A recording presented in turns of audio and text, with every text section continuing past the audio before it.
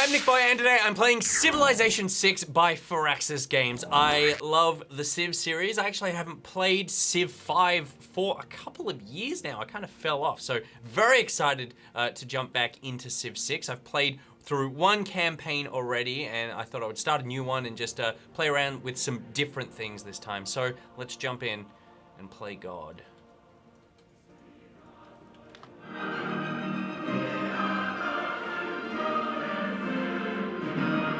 It genuinely affects my heart. Okay, so I'm gonna go for religious victory, which is something I never do normally. I generally like the cultural or the science ones, but let's go full religious. Let's go against all my instincts. So I need someone pretty religious-y. Saladin, Arabia, the last prophet, automatically receive the great final prophet when the next to last one is claimed. That's cool. Let's go Arabian. Game speed, online. Let's make it double. From the first stirrings of life beneath water, to the great and it is the Sean Bean. Stone Age, to man taking his first upright steps. I don't really need to turn it up here. Obviously, John will just boost the volume of the game, but in case he doesn't. Early cradle of civilization, on towards the stars. The marriage of science and religion is a delicate balancing act, but one that you have mastered, Saladin. Your quest for knowledge is noble. I guess it's kind of strange that I'm mouthing the background lyrics of the chanting as opposed to Sean Bean, who is talking. Just seems like a bad dub. All right, like in all Civ games, you start off with a settler. They generally put you in a pretty good spot to settle. This one looks fine. I get access to horses, which is exciting. So I can become the husband of an animal. And I also have sheep, in case I want to become the husband of an animal and am a Kiwi. So let's just found up the city. Cairo is built, and that's how easy it is to create life. Choose a production. We've got monuments, builder, scout, warrior.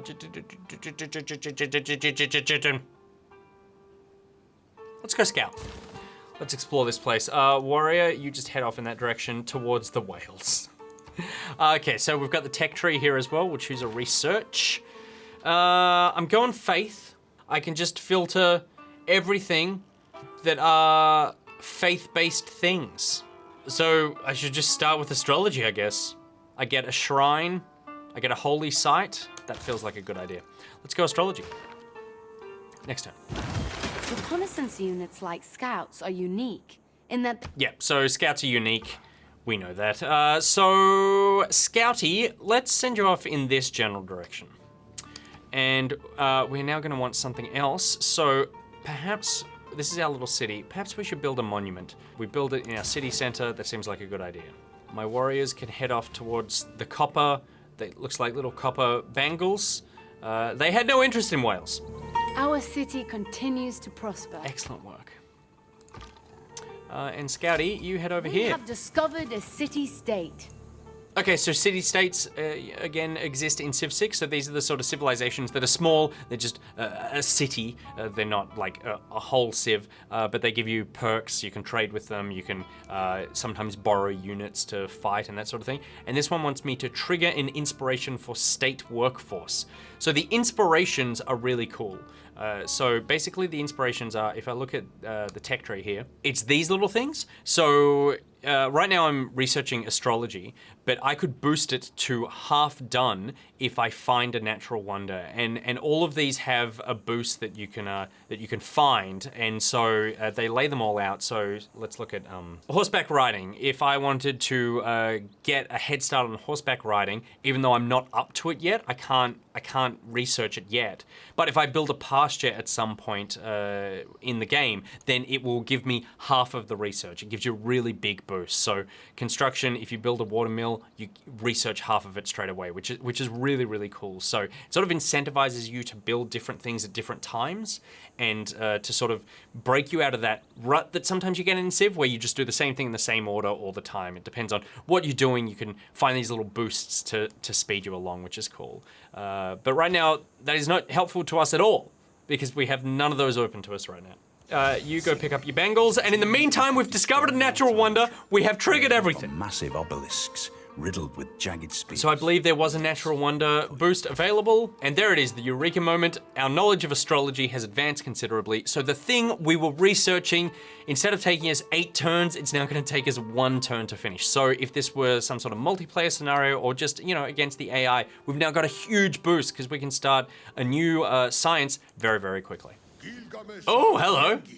I am Gilgamesh of Sumeria and king of Uruk. Do not be afraid, I'm good to my friends. Excellent. Am I one of your friends? By the way, the facial animations, mwah. I love the look of the all the people in the game. They're so expressive. I love it. I love it. I love it. It's an honor to meet you, mate.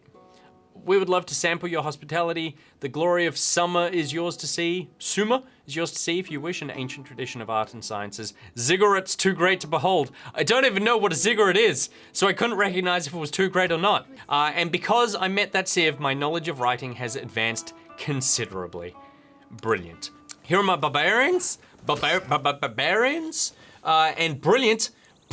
There's already... The Sumeria warrior has already taken on part of the camp, so I can head down there. It is not wisdom, but authority that makes a law. So we have also unlocked Code of Laws, which is cool, so we can now look at our government. So right now, my government is a chiefdom, which means I can enact 1 military policy and 1 economic policy. There are a bunch of different governments, like in all the games, but here you can, depending on which government you pick, you can have these different policies. So if I go fascism, I get 4 military policies and only 1 economic policy, which I definitely will not do. But for now, I am a chiefdom because I have no other options. So I can have double experience for recon units or +5 unit strength when fighting barbarians. That feels like a good idea because I'm heading towards some barbarian action. And then economic policy, urban planning, and God King. Well, God King sounds good. +1 faith, +1 gold in the capital. And also new to the game, the Civic Tree. So this is basically like civics and the culture tech tree, which is great. Rather than just having science and production, you've got this new one as well, which I think is really awesome. And really leaning towards not just the fact that it's always encouraging you to just be violent. So here by default you get Code of Laws, but I'm going faith, so I think we need to go foreign trade because that leads us into mysticism, which leads us into theology and blah, blah, blah. So foreign trade it is. That boost is discover a second continent, which I probably won't because I don't have a boat at the moment. The delegation of Gilgamesh brings you gifts of Sumerian jewelry and lyres from Ur. Will you accept them into your city? Of course I will. Your delegation is most welcome, particularly if you pack in all these jewels and lyres. Excellent. I mean, this guy's terrific. This is exactly the kind of... Guys, we found ourselves a sugar daddy. Just as our citizens have faith in your leadership. I just want to attack. I just want to attack them. We're gonna have a stalemate here because they're pretty well defended because they're in good terrain and they're in a village, but because I've also got the Sumerian warriors here, I reckon we will be okay. My only fear is that they will get the bonus for taking the village because they will probably attack them next. Oh, good. Oh, good. Now that's just empty and you're just gonna take it. No, you're not. I'm gonna take it. It is mine! And my progress towards military tradition has advanced considerably, so I got another boost merely for murdering a village. I mean, imagine how many boosts Hillary Clinton has. This is the cool thing about Civ 6. This is probably the biggest change from the other Civ games. Traditionally in Civ, you build all your buildings and your monuments and all this sort of stuff, and they're all just in the one location. So we see the monument that I built there, that's it. And they're all just built on the same tile, and that tile just grows up and up and up and is like an impressive tile, but that's your whole city. Now they've broken it out into districts, which is really cool. So you've got your city center, which is where monuments and some of your more basic buildings go. I can now build a holy site. So I can pick where I want this holy site, and it breaks it out, and so each tile can become something specialized. I see if I put it here, I get +1 food and +1 production. Same if I put it there. But if I put it here, I get +1 food, +2 production, and I get a bonus faith point because it will be built next to the woods. I don't know why. I don't know why woods are good for religious people. Maybe it's good because you can bury all the bodies there or the people that you've killed. But if I build it there, I get bonus faith points. I would be stupid to not do that, so let's put it there. And there it is. I thought clay must feel happy in the good potter's hand. That's a terrible quote. Okay, so you, let's just, this barbarian seemed tough. Let's promote you, actually. If I promote you, you'll get healed, and you'll get 7 combat strength against melee and ranged units, so that seems ideal. And then we've also got our tech tree. We just learned how to pot, and now we will learn how to write because we've already half researched it anyway. So it's only gonna take 3 turns as opposed to 6, which is what it would have been before. Again, huge leg on our competition. Our competition right now being a very friendly man who keeps handing me jewels. Every nation lives by exchanging. So the cool thing about the Civic Tree is every time you complete something, then you get a chance to change your policies or your government. So right now, I don't think I have any other governments available to me. No, I do not. But I can change policies to get new ones. So I can have 100% production towards ancient and classical era naval units. Screw that, I fear the water. I will not go to the water. It's like the Truman Show where he did not want to go to the water because that's where his dad died, and there was like, make sure that he doesn't go there because then he'll discover that everything is sort of constructed and not real. In fact, it's a lot like this game. Like this game, all these people here, I'm controlling them. They don't realize that they're in some sort of like fictional environment and that they're trying to break out. So if I let them be on the water, then they're gonna hit the edge of the map and suddenly they pop out the side of the monitor. And they're in our world, except they're really small. So it's like the Indian in the cupboard. It's basically like all the movies from the 90s. Was Truman Show the 90s? This is not an important piece of information. I don't need to change anything. Everything's going great. And speaking of going great, you're mine. Good. Good beating. He took a good beating. I'll tell you what, now that we've seen how pretty all the animations are, let's just speed them up a little bit because good lord, it takes so long to do all that stuff. So quick combat enabled, quick movement, most important, enabled. Confirm. Choose a civic, mysticism. Let's head towards that religious victory. Something I love is the map. The map is gorgeous. So not only the unexplored parts, which used to be the fog of war, here is like old parchment, which is really nice, you know, sort of like here be monsters stuff on here, which is really cool. But then when you've been through an area, but you don't have eyes on it, so you don't have a unit there, then it turns back into sort of a hand-drawn thing. It's like, oh, we remembered there were mountains there, so we've drawn a picture of mountains. And then when you go over it, it turns into the real mountains. Just really nice little touches that make you feel as though you are a real explorer. Speaking of, there's a friendly tribal village around here somewhere. So if I visit that, I will get some bonuses. Bringing our first district online has proven the value of conscripting workers for state projects. So bringing our first district online has proven that slave labor is a good thing. Your progress towards state workforce has advanced considerably. I probably would have preferred something other than state workforce, but whatever. So now we've got, in our city center, we can build a granary, which will give us +1 food and +2 housing, so we can have more people. Or in the holy site, I can build a shrine, which will give me +2 faith, a citizen slot, 4 more people. 4 more people, not 4 more people. And a great profit point. Let's go a shrine, build in our district. I like to say I practice militant mysticism. Okay, so we've unlocked mysticism. I still can't add any more policies. I can change up what I've got. I've got 2 new ones, which is revelation and inspiration. So they basically give me +2 points to a great prophet or +2 points to a scientist. I will definitely use the great prophet one when I have a chance to be able to put in a wildcard policy because I can't enact it right now. So that's sitting in the bank for later. And now I've got envoys. So I've got the city-states, which we spoke about, but here you can send envoys to them. So there's already 2 envoys from me, I believe, at Kumasi.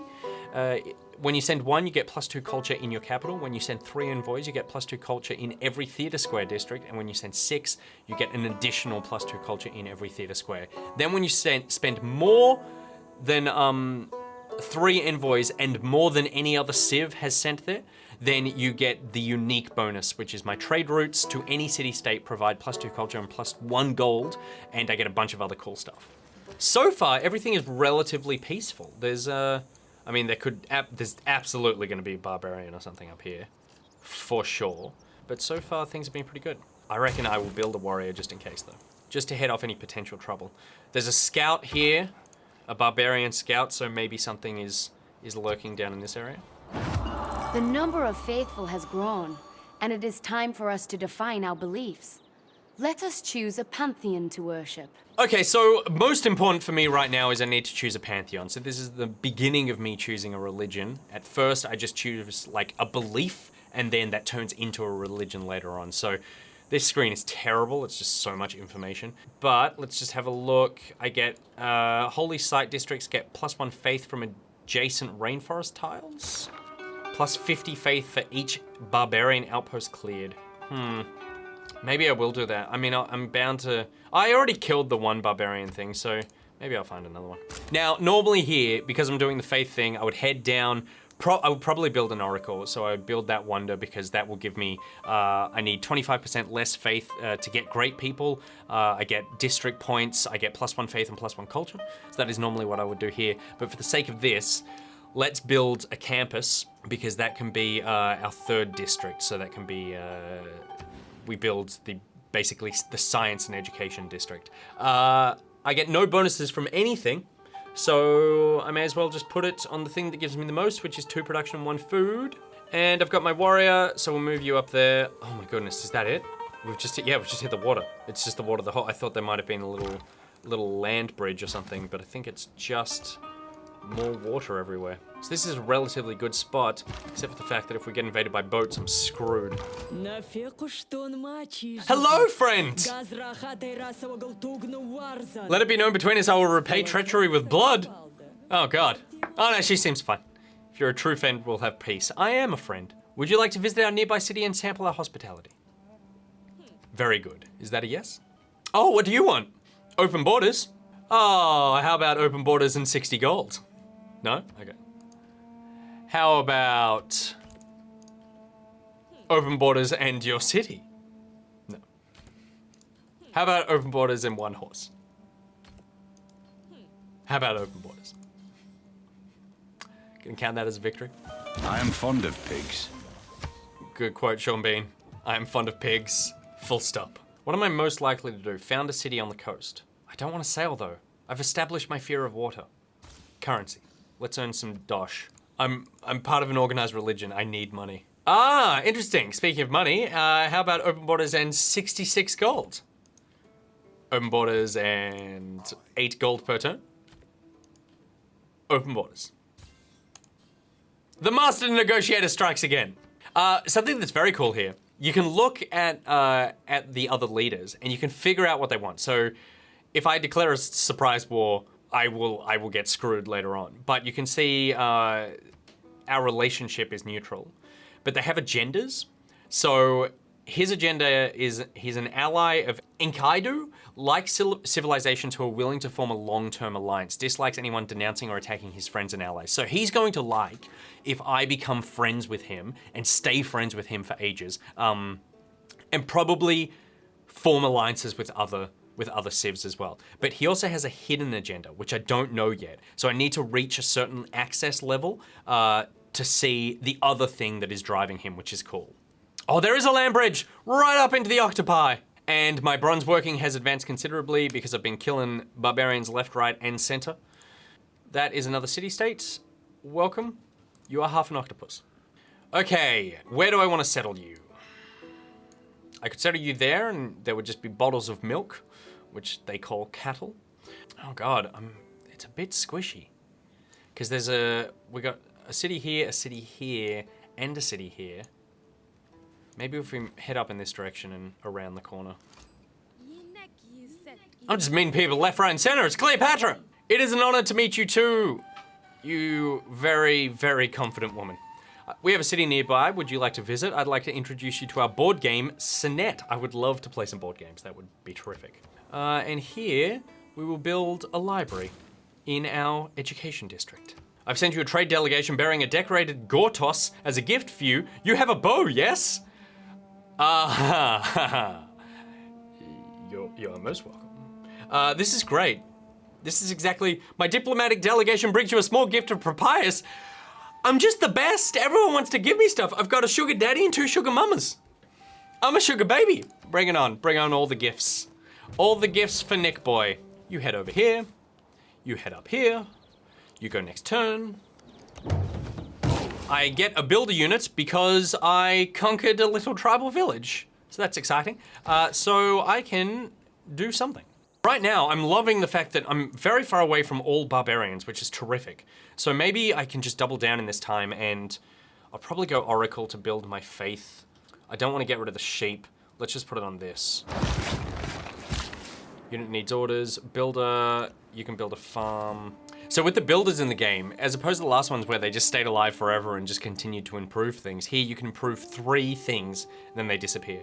So we'll build a plantation, craftsmanship has advanced, and then he's just gonna disappear, because he's done his job. He's built 3 things. You're screwed. Where the hell are you gonna live? Do you really think putting one there is a good idea? Maybe it is. It's the closest one. There's nothing else. Maybe I'll just skip your turn. I'll have a look up here, but it's looking maybe we need to go back. Oh, come on! You were just giving me gifts before on board games. We were playing board games together. Okay, so this is the thing about Cleopatra. She's such an asshole because she hates when your army is tiny. She's gonna hate me for the whole game because I'm barely gonna build up an army. But it's great because it's so true to like the character of Cleopatra, who's like, I'm the best. You're worse than Brutus and Cassius combined. The world will know your truth. She denounces me because I'm weak. Well, who's alive, Cleopatra? Nick is. Okay, this is where my city's going, up here. I'm putting you in here somewhere. I don't care. I'm so far away from my other city. It's nuts. This is a terrible idea. Here we go, natural wonder. This is brilliant. I've got a natural wonder. I can put a city up here. We'll be able to like capitalize on the fact that I've got this cool thing next to my city. A bunch of people are gonna come. All my priests will be really happy because they'll be like, we're the church. We generally get the best real estate. This is great. This is all working out perfectly. Just settle your ass down, mate. I'm gonna put you on that tile and you're just gonna settle. I sprang upon the swift ship. And my wonder has been finished. I have built the Oracle. I am Homer. Also the altar itself. Who didn't build the Oracle? Yeah, I just saw the word Homer, so I figured, say that. I can claim a great person because they're so impressed with all of my buildings. I will claim a great scientist. I will recruit you, my friend. My knowledge of education has been improved. And now, because I have a great scientist and I have an education district, I can put my scientist there. I have my warrior who will explore there. I will pick to build a temple. And on my final turn of the game, I will found a new city. So close to other cities and so far away from my city, it's almost comical. I will choose to build in this city immediately a monument so everyone knows that I am the biggest religion. And Cleopatra is so pissed because I put a city near her. So we are going to leave it there. Okay, so that is Civilization 6. This is such a fantastic game. I'm gonna lose so much of my life to this game. I adore it. I mean, I love every Civ that comes out. And this one isn't doing a huge amount that's completely radically game-changingly different, but it's just so many little iterative things that have improved on almost every single aspect of the game. The biggest thing, like I said earlier, is the districts, being able to break out the city into pieces and be able to put things in different places. And this is great because it not only visually looks awesome and it feels as though you're actually building something rather than just putting stats on top of one tile, but it makes you make some really difficult decisions. So we saw earlier that I decided to put up a religious district, and then I also put up my education district. I put my education district near 2 woods, adjacent to 2 woods. And in the future, there might be something where I get a bonus from having a tile adjacent to 2 woods. But because I've put an education district there, I won't be able to take advantage of that.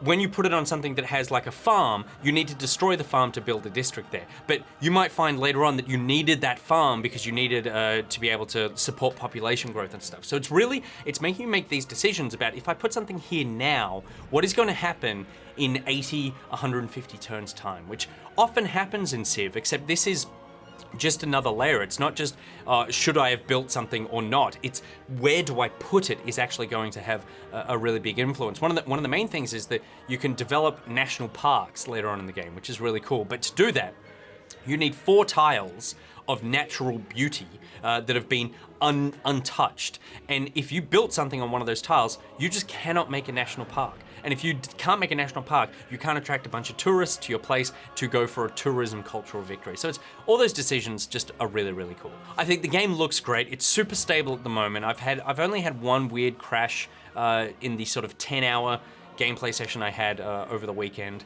It's just running really great. It looks fantastic. It's just that Civ thing, man. It's just those one more turn, keep going, and everything is just way more thought out. Everything, I think, feels as though you're being able to play a game in a different way each time. For a lot of people who play Civ, and myself included, it's easy to get stuck in a rut. It's easy to go, I always do cultural victories, so I know that I need to build this thing first, and then I need to make this, and then I need to do this, and you just sort of get in this rhythm where you go, this is how I do it, and no matter what else is going on around here, I can probably deal with it, even though I'm heading down this path. But with the districts, with all the bonuses that you get for doing different things, with the boosts that you get in the technology trees and the civics tree, it's really making you go, okay, I know last time I did this, but maybe I should do this now because, you know, if I build a farm, which I have access to, it's gonna boost up my horseback riding, which means I can get an archery unit, which means that maybe I should start working towards a more military-based thing here, and it's just, yeah. I think it's just brilliant. It's such a refined version of the game, and I'm so excited to be able to dive back in for years to come. Also, I think that I will be streaming this game over the course of the next few months. We'll drop in and out, we'll build a civilization together and sort of monitor it and grow it as a group, and I think that'll be really fun. All right, that is it for today's episode of Pocket My Pocketeers. NichBoy out. Mwah. I liked you more when you just played board games with me and gave me free shit. Let's go back to that.